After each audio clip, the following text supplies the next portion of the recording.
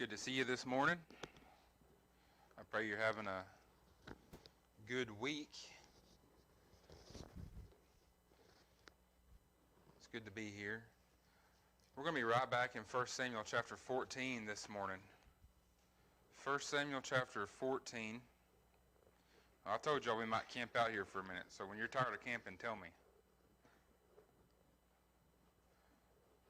As a review, just to get our minds focused on the lesson again, in case there were any that slept a little bit and forgot, or anybody that wasn't here, we studied these exact verses last week, looking at it mainly from Jonathan's perspective as being an encourager, as being a leader, and then we talked about this unnamed armor bearer, willing to be a servant, willing to be unnamed for God, as long as God's getting honor and glory, that we're not in it for ourselves. We tried to apply, or at least look at the fact that this job that Jonathan had to do, going over to this garrison of the Philistines, it was going to be hard to get to them. We are going to have hard jobs. We can't be quitters. Life's hard. Life's uncertain. We think we got it figured out, and it changes. Hardships are a part of life. Something else we studied last week was we have a call to be a leader, a call to be an encourager, whether it's in our own family, at our jobs, in the community, at the church. If it's at the gas station talking to a stranger, we need to be someone who encourages, someone who's always pointing to God, being a servant of God. Along those lines, like the armor bearer who went along, he was encouraged, and then he did some encouraging. So if you've ever received encouragement, give encouragement. We talked about this war of these Philistines marching down on Israel. And it was an invasion. We saw a lack of planning on the king's part, not having a blacksmith. We ended with Jonathan last week just for a moment, and I compared him to Gideon, and we talked about putting out a fleece. And I know we had a few questions about that, so I want us to understand that he wasn't testing God. He didn't need encouragement. Gideon had needed encouragement to do what God called him. Jonathan was already willing. The way he looked at it is, if they approach us, if we climb up and we reveal ourselves to them, we're going to stand there and count on God's mercy as they come up to us. The enemy's coming, and we're going to count on mercy. But if they don't, and they allow us to come to them, we're going to go forth with grace. That was the difference. So I want us to read the same verses we read last week, and honestly, we probably won't get through but the first two verses again. But it says, "It came to pass upon a day that Jonathan the son of Saul said unto the young man that bare his armor, Come and let us go over to the Philistines' garrison that is on the other side. But he told not his father. And Saul tarried in the uttermost part of Gibeah under a pomegranate tree which is in Migron, and the people that were with him were about 600 men. And Ahi the son of Ahitub, Ichabod's brother, the son of Phinehas, the son of Eli, the Lord's priest in Shiloh, wearing an ephod. And the people knew not that Jonathan was gone. And between the passages by which Jonathan sought to go over into the Philistines' garrison, there was a sharp rock on one side and a sharp rock on the other side. And the name of the one was Bozez, and the name of the other Sina. The forefront of one was situate northward against Michmash, and the other southward against Gibeah. And Jonathan said to the young man that bare his armor, Come, let us go over into the garrison of these uncircumcised. It may be that the Lord will work for us, for there is no restraint to the Lord to save by many or by few. And his armor-bearer said unto him, Do all that is in thine heart, turn thee. Behold, I am with thee according to thy heart. Then said Jonathan, Behold, we will pass over unto these men, and we will discover ourselves unto them. If they say unto us, Tarry until we come to you, then we will stand still in our place, and will not go up unto them. But if they say unto us, Come up unto us, then we will go up. For the Lord hath delivered them into our hand, and this shall be a sign unto us. And both of them discovered themselves unto the garrison of the Philistines. And the Philistines said, Behold, the Hebrews come forth out of the holes where they had hid themselves. And the men of the garrison answered Jonathan and his armor-bearer, and said, Come up to us, and we will show you a thing. And Jonathan said unto his armor-bearer, Come up after me, for the Lord hath delivered them into the hand of Israel. And Jonathan climbed up upon his hands and upon his feet, and his armor-bearer after him. And they fell before Jonathan, and his armor-bearer slew after him. And the first slaughter which Jonathan and his armor-bearer made was about 20 men, within as it were a half acre of land, which a yoke of oxen not plow. And there was trembling in the host of the field and among the people. The garrison and the spoilers, they also trembled, and the earth quaked, so it was a very great trembling. We brought this up last week, and we didn't study it much. Saul had 600 men. He had 600 able-bodied men, and he was doing nothing with what God gave him.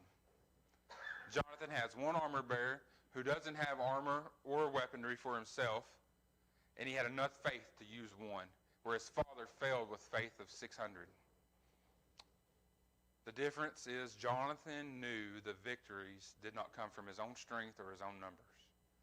You're like, man, I've heard this before. You actually talked about this last week. You know what we're going to do next week? We're going to count on numbers, we're going to count on ourselves, and we're not going to count on God like we should. It's an everyday thing. We need to hear that every day. I'm going to ask you, I'm going to say a sentence, and I want you to think about what I'm going to say. I've talked about this before. The sentence is this: your position, your title or titles, the things you have, the car you drive, the house you live in, your parents, the school you went to, does not define you in life. I'm going to say it again. Your titles, your position, the possessions you have, the vehicle you drove up in, the house you left this morning, the parents who raised you, the school you went to does not define you as a child of God. They may help make you better. They can help lead you astray, but they do not define you. Now, if you're older in here, if you're a mother, a father, a grandparent, if you're working 60 hours a week, you're going to apply this to life, to accomplishment, to possessions. And if you're younger, maybe you're going to apply it to accolades and trophies, how you're known, your reputation, however you want to look at it. At the end of the day, when this life is over, will we be judged for the vehicle in the parking lot or the house we left this morning? We won't. But they matter to us every now and then, and they shouldn't. We know that. But as I say that those things don't matter, and you're thinking about it, you're cooperating with me, and you're thinking about this sentence that the vehicle I drove and the things of life, they don't have to define me as a man or a woman, as a child of God. Most of us, when we hear that sentence, we're going to look at it from the poorer's, the least perspective. The poor man's view, we'll call it. And we're going to say, well, I don't have a new truck, and I don't have the new boat, and I don't have the big $1 million home, but you're right. I should be who I am regardless. We're going to look at it like we're looking up to gain. How many of us look at it like my success does not define me? How many in here would be willing to bet that when I said those things, you weren't thinking of success? You were thinking of, I don't have what so-and-so has. We don't look at it from the point of view we should. How about that my inheritance doesn't define me? Now you're looking at me like, where are you getting at? Everyone in this room is blessed. I'm telling you right now, you are blessed. If you've ever went to a third world country, you know you're blessed. If you've ever went to another city and drink their water, you know you're blessed.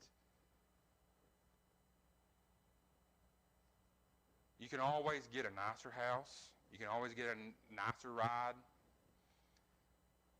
I'm telling you right now, we're blessed. Don't look at it from the poor man's point of view. Look at it like you're a prince and your father's the king, and you're going to risk it all to serve God. The point is, maybe, just maybe, we won't admit it, but maybe being Christians in America, we have a little bit of entitlement. Just maybe a smidgen, if you're willing to admit that. Jonathan saw himself as an Israelite. He didn't see himself as Saul's son in this moment. His position didn't mean anything to him. You know what? His position didn't define him as a man. He was still a servant in the Lord's army doing God's work. Being Saul's son didn't mean nothing. Who are you standing before an almighty, holy God?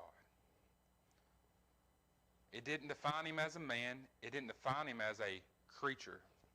He was called with a job to do. It was simply something that he had to live with. The position gave to him was something he could serve God with. It wasn't meant to be a burden. The things given to us aren't to weigh us down. The vehicles we drive aren't to make us want a nicer one. It's to serve God with it until he replaces. So, you know, I'm going to call the men out in here right quick. Whether you are a emergency manager, a farmer, a salesman, a well digger, a mechanic, or a security installer. The question is, do you see yourself as that position? Do you see yourself as only that? Because you were bought for a price. That job's a side gig. That's a side job. Your main calling is to serve God. We forget. You're not a salesman, or you're not the guy looking for water. You're here to serve God. That's just something you got to do to serve Him better. And it's really an opportunity. It's a mission field a lot of the time. So why are we chasing this rabbit? I want to talk about something I see in Jonathan. And I tell you what, I'd really like to talk to some younger ones about it, but it's going to apply to us that are older and a little bit more wear and tear on us. Maybe the younger ones can avoid the hurdles that trip me up. But I'm going to give you 3 definitions this morning that I believe God gives people, and He don't give it to all people. 3 things that we should desire, that we should study, and that we should seek, and we need to ask God for them because He's the giver. The first definition, and all you got to do is get on the old interweb and type these in. That's what I did. It's not from a special, but they have a godly meaning. Morals. First definition. A person's standards or behavior or beliefs concerning what is and is not acceptable for them to do. Morals. What is acceptable? How do you know what they are? You got to get in the Bible. It ain't mommy and daddy. Mommy and daddy ain't going to pass along the best morals all the time. I can say it, but it's harder for me to live it. How do we know what's right or wrong? We got to get in the Word. The world doesn't understand that the land has these laws where thou shalt not kill, thou shalt not steal. They don't even know where it come from. Let's just be honest. A lot of the world don't know that that's biblical. They just obey man's law. So morals is the first one. A person's standards or behavior, a person's beliefs concerning what is and is not acceptable for them to do. My standards are different than God. His is hold me to a whole lot higher level. My morals are His. The second one is character. I like this one. The mental or moral qualities, so we're going to reference the first definition. Distinctive to an individual, meaning my character is different than yours, almost like my soul is different than yours. But yet when my soul meets your soul, like Jonathan and David, they can become knit because our character is a lot alike. Character. Mental and moral qualities distinctive to an individual. That is distinctive to you. Your character is yours. It's not mine. We may share things that are a lot alike, but your character is yours. Doing what is right. The dumbed down Jason. Doing what is right. It's a quality. Especially when everyone else is doing what's wrong. Character stands for something. When the whole world's going this way, the man with character is going to stand here and say, no, God asked this of me, this is how I'm going to do it. Even though you're going to pick on me, even though it's going to hurt me, even though it's going to cost me something, even though my reputation is going to take a hit, I'm going to stand here with character, which referenced morals, and I'm going to stand here for God. So we're looking at Jonathan. Be a Jonathan in the world of Sauls. All right. You know, something I see at work a lot, and this is something where a lot of Christians fail at being productive. If you're on my team at work, and Tracy's over here, and Tracy's a good worker, and Tracy's going to work whether Liz works or not, but I pair them up. If she works down to Liz's level, she's not standing on who she is as far as morals and characters. But the person who says, I don't care what you're doing, I'm going to do this. I'm going to work as hard as I can. I'm not going to work to your level. I have expectations of my own. You can either keep up or you can stay. I see it all the time. But as Christians, we got to stand. We got to be, I don't need to be a better Christian just because you're around. You need to try to keep up with me. We all need to be helping each other running that race. Hey, you need some water? Get out there. All right, the last one is integrity. Integrity is the quality of being honest, having strong moral principles. It's a moral uprightness. So both of these refer back to morals. This idea of integrity really combines both definitions. So quality of being honest, strong moral principles. Like you're a man of integrity. It's not a quality everyone has. But the great thing about the definition of integrity is it has two meanings. It's an engineering or a construction term. You might say that beam has been evaluated and its integrity can hold this building up. The other definition of integrity is the condition of being unified, unimpaired, or sound in construction, and meaning it has strength to hold. Unified. Unified with God, not wavering, firm standing. Be a man or a woman of integrity. Standing takes character. It takes morals to do what's right in the face of something that's bigger than us. When there's an army of Philistines marching our way, it takes character, moral, and integrity from God to stand there. It takes it when your father, the king, is under a shade tree with 600 men, and God stirred you to do something. What are you going to do? You take one look at what lies ahead with the enemy, and if you don't have these qualities, you're not going to last. We lack people today. We lack godly people, men and women today, with qualities who do what's right, who are willing to take a stand, who never waver. You know, we see God's people do a lot of dishonest stuff anymore. I agree to this contract, but then I break it. I agree to do this, but then I don't. Or I don't really feel convicted, but God's word clearly says not to. Leave the feelings at home. What's the Bible say?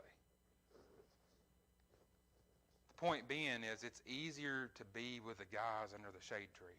The easy thing to do in life when it comes to morals, character, integrity, when it comes to being a leader, when it comes to be a godly person, the easiest way out is to go over here and sit at the shade tree and get a drink with Saul and his 600 men. It's hard to be a Jonathan. It takes effort. It takes sacrifice. Leading is hard. It wears on you. It will take years off your life doing what's right sometimes. It's hard being the guy who's always being looked at when people are just waiting for you to fail. That is a lot of pressure. Let's be honest. Whenever you're leading and you're constantly saying, listen, I love you, but I can't follow you there because it ain't right.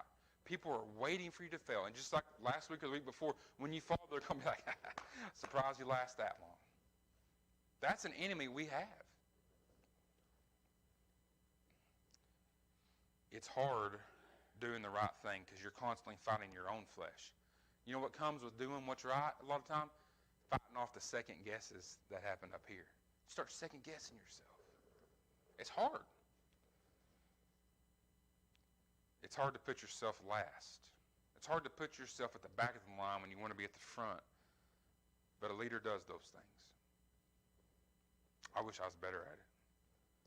You may have less in life than so-and-so, but how are you serving God with it? Are you wasting what's been given to you? Are you wasting the one armor bearer that God gave you? If we can't be trusted with little, why would we ever expect to gain more? If you're not doing anything with what you got, quit praying for more. I mean, let's just be honest.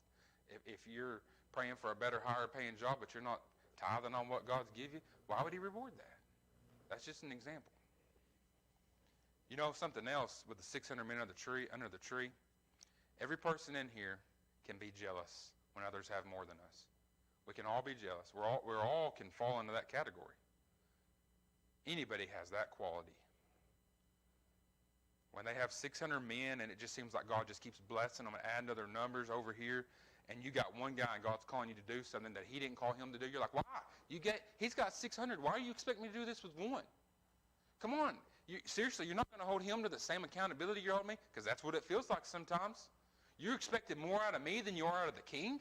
He's got 600 guys and I got one, and yet you're calling me to go over here? I got to climb a mountain just to get to the enemy? Come on, God, open your eyes. And God's sitting there the whole time like, no, you don't see the big picture. This ain't about you. This is about my honor and glory. And yet we're going to rebel and we're going to fight. Anybody can be jealous. Anybody can say, well, I don't have what it takes, but they do. You need to call them. No, God's calling you. God's calling you to do something. Everybody in here has a purpose or you wouldn't be here.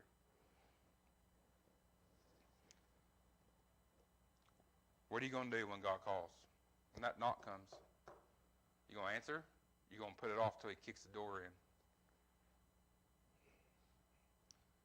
This call to be a godly man or woman, to not sell out, to do what's right, to not only possess integrity, morals, and character, but to use it. When that rubber meets the road, that's where it gets hard. If selling out for money means you break your word, you break the contract, I'd fear that. If trying to gain more here means you're going against anything in here, fear that. If you want an easy life, a life without a lot of obstacles thrown at you, let's talk about that, meaning you didn't create them. You know what we do a lot of times? Well, I just got so many struggles in life. Life just seems so hard lately. Well, it's because we literally took God out of the driver's seat. Now we're driving, our steering's loose. We're driving. And we're like, yeah, it's a good road. Put it in park. We get out. We start dragging stuff out of the way. We start making mistakes. We're putting stuff in the way. We're putting stuff on our own path. The path was easy to go and serve God, but we're bringing junk on the road. We put a lot of obstacles in our way, but then we blame God or the world for it when it's our sins who brought it into our life. Own it. So if you want an easy life, a life without a lot of obstacles that you didn't create, just be a follower. Go join people under the shade tree. Go join them. It's an easy life over there. But if you want satisfaction and service, follow God and lead to Him. When we talk about being a leader, it's not about so people can be like, man, he's great, he's good. I want to hitch my wagon to him. No, it's about leading to something. A leader leads to a goal. And the Christian's goal is to lead to Christ. This entire Bible points at Jesus Christ.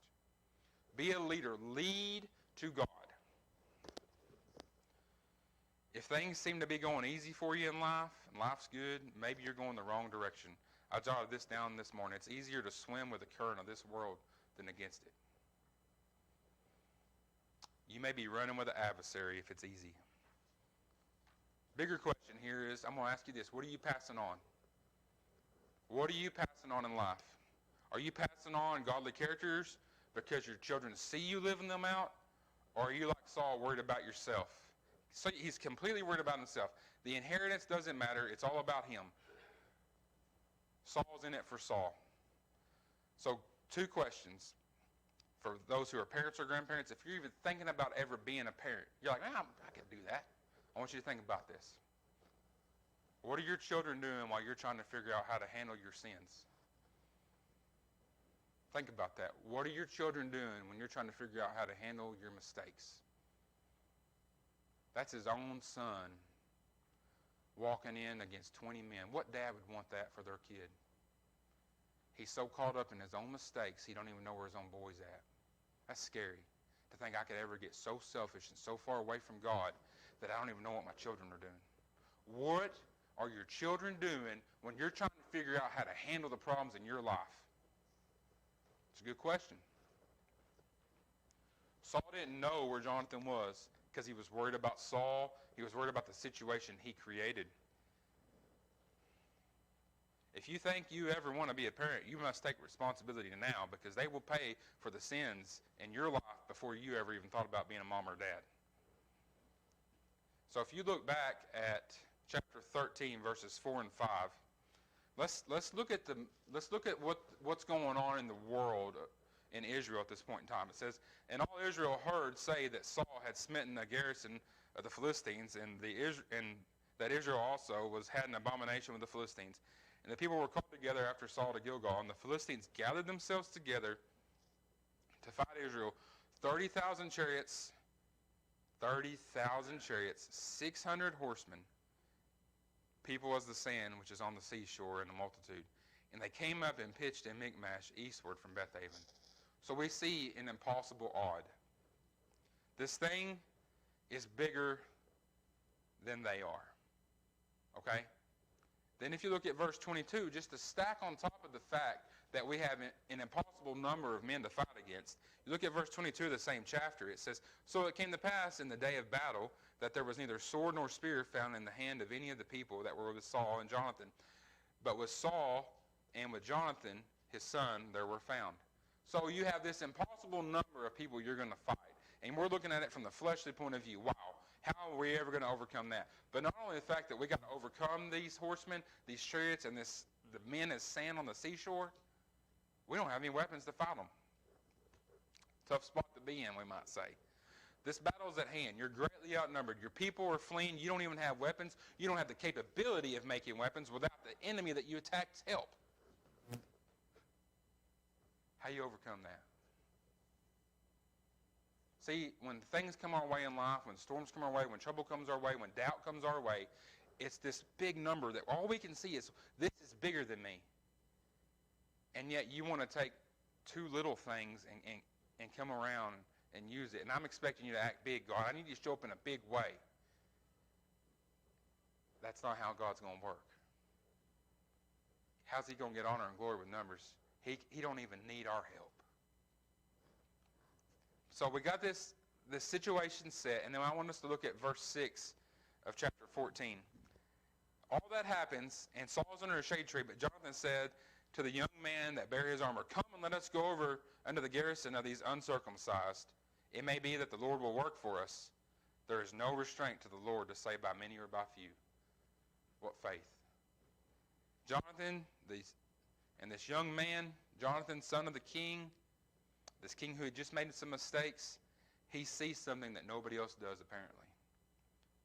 And he encourages this armor bearer with what he sees. Jonathan saw that this moment in time, like all other moments in time on this earth, have a purpose and a reason. And that is this. It's about God, not about him.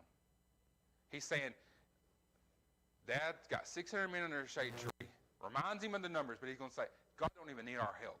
Let's go see what God can do today. All moments and all time belong to God. It's all here for him. The enemy's here for him. It's his honor and glory. He uses it for his name. Your bad day, your good day. God's in control of that. Don't doubt it. Whenever things seem too big, too hard to get through, God's just sitting there waiting to deliver. It's just not going to be in the way we expect him to. He's not going to send in 500,000 people to come help Israel. He's going to take Jonathan and an unnamed servant, and they're going to sneak around, and they're going to do something, and God's going to bring an earthquake. And he's going to bring victory his way, in his time. So on the good days and the bad days, same God, same control. He's holding it all right here.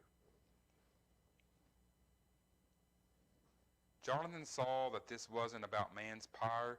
It wasn't about money. It wasn't about fame. It's not about what he held in his hand. It's not about the things that he owned. It wasn't about man's power, man's ego, man's reputation. God was in control in this time. That's the difference in Saul and David. The man's king sees him losing control. God's king sees a chance for God to work. It's all about outlook. Seeing God in all moments, not just certain moments. Seeing God's restraint in his glory. There is restraint and glory in what we just read here. Have you seen things like this in your own life? Where there was no way out and God just showed up and delivered? It's not about what we have on this earth. It's not about the possessions. We get caught up in possessions. We get caught up in trying to, let's just be honest, we just try to look successful sometimes. I mean, what does that mean on earth? You're going to be successful for maybe 80 years? And then what?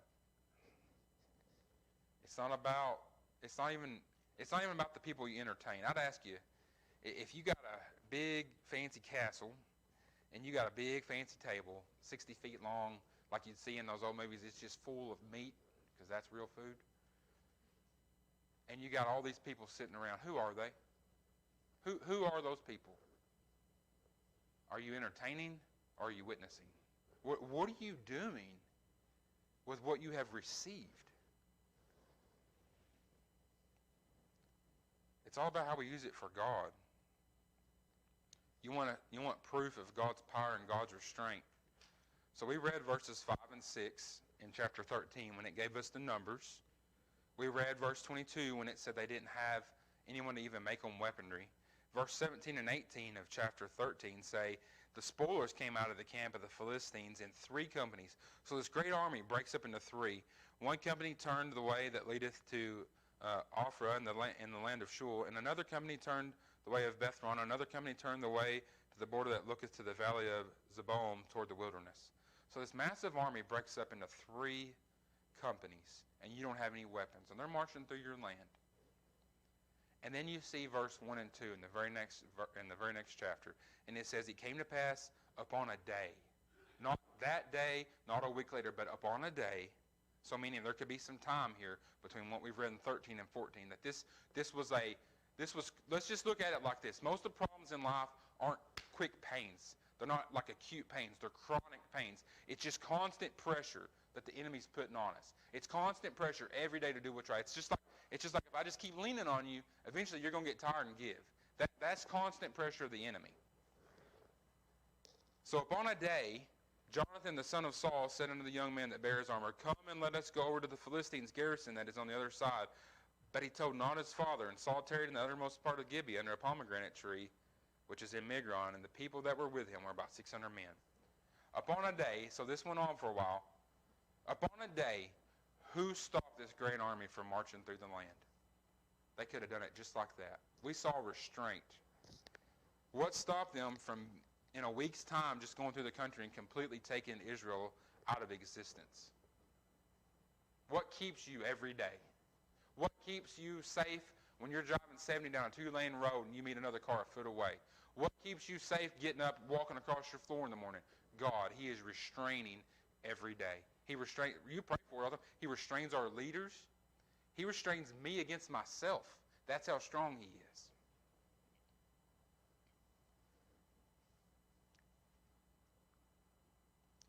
God kept them. The God who keeps his word, God from a promise made way back in Genesis, keeps his word here in 1 Samuel.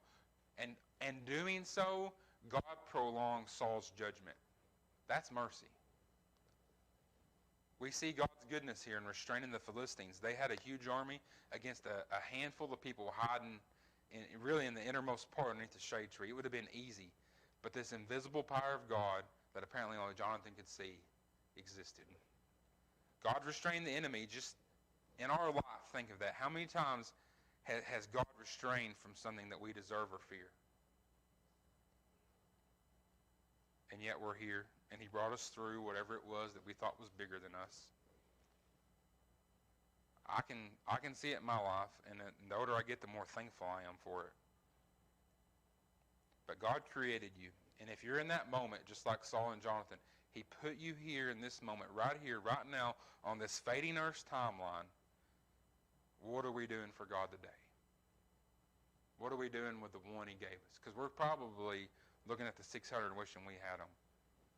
Are we advancing, or are we under a shade tree? Saul was beside himself. He was at a loss. Before, he knew judgment was coming. I think he's sitting there and he's waiting for judgment to come by the hand of these Philistines. He couldn't help himself. So he sat under a shade tree. He didn't know what to do. And you know what? We've all been there. We've all been there where we just don't know what to do. And if life teaches us anything, if God teaches us anything through life, we hit our knees. It's too big for me. I'm giving it to you. But you know it takes time to do that sometimes. You don't naturally want to depend on anyone else.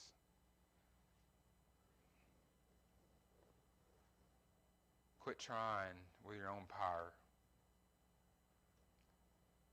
Saul in the beginning had 3,000 men. Now he's down to 600. What can we apply there? Confidence can be put into something that seems good and it seems strong, but confidence in anything but God is going to fail us. Don't put your confidence in your retirement account, your health insurance, your life insurance, whatever the case may be. Your confidence, your faith needs to be in God, not in a number. So Saul took shelter. He was found in displeasure with God. Again, I think he's waiting judgment. He still doesn't realize, as he's sitting in this shade tree, he still doesn't see God's restraint. He's still alive. This army could have wiped Israel out. God held them back. This battle was God's. Two thoughts to end with, and then I'll shut up. Two thoughts here. We're always learning over and over again. You're going to make mistakes. Learn from them. It's just part of life. Nobody in here is perfect. If you think you are, come talk to me. I'll be honest. But we're not perfect.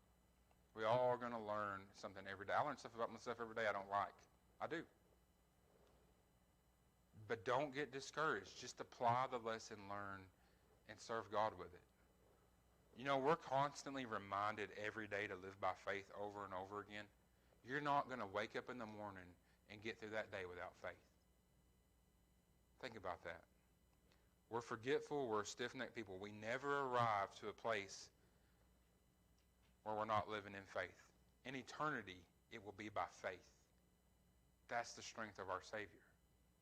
We never arrive. Every day, whether you got a good day, that day required faith. And if you got a bad day, you may have to dig a little deeper and get a little more faith. You might need to pray for a little more faith. But every day, we live in by faith. And the last thing I want us to think about is if we're Jonathan, and Jonathan sees possibility, Jonathan sees God's restraint, Jonathan sees God's deliverance. You want to know, if we're going to be honest, what we see? We see the valley we got to cross to get to the enemy. We have a Saul outlook about 90% of the time. We like to think we have a Jonathan outlook. But if we're Jonathan, we see a valley. We see the valley we got to go through just to get to the enemy and fight. We see the fact that we're outnumbered. We see the fact that nobody else is doing anything. We see the fact that somebody else has it better. We see the fact we're too weak. We see that we have mistakes. We have doubts. We have hard times. Why are you calling me when he's over here with 600? That's our outlook, and it's a selfish outlook. Our outlook should be, you gave it all, I have nothing. Take what you've given me and get the victory. But we're looking at it with fleshly eyes. You know what God sees? When we're seeing it, God sees it differently. Amen. God sees opportunity for service. God sees us as His, and He decides what happens to us, not the Philistines. God chooses how our story ends. Okay? The enemy doesn't. God knew about it. God sees that He's the one who keeps us. You know, the problem where we fail serving is because of the way we look at things. And if we're going to be 100% honest with ourselves, I want you to think about this. Do you look at things risk versus reward? We all do. If I spend this, or if I sign up for this, this is the reward for this. This is what I'm risking to gain this. So I see things risk versus reward in life. Whether it's a house payment, whether it's a job, I'm going to invest $50,000 in this business. I'm risking $50,000, but I can make $250,000. We look at the risk versus reward. If I do this, I risk this, but I lose this. If I gamble this, but I'm still left with this at the end of the day. So I'm willing to put $50,000 on the table, but I'm going to keep $100,000 back. That's how we look at things. Just being honest. God doesn't see risk. He risks nothing. Think about that. He sees our obedience, not our talents. He may not even see our willingness. The obedience. He risks nothing. He doesn't look at it as risk versus reward. He's in control. Why do we think we got to have something to do with that all the time? We forget just how powerful our God is and that we're nothing without Him. When the enemy's here, we panic. When the troubles come, when there's times of uncertainty, we panic.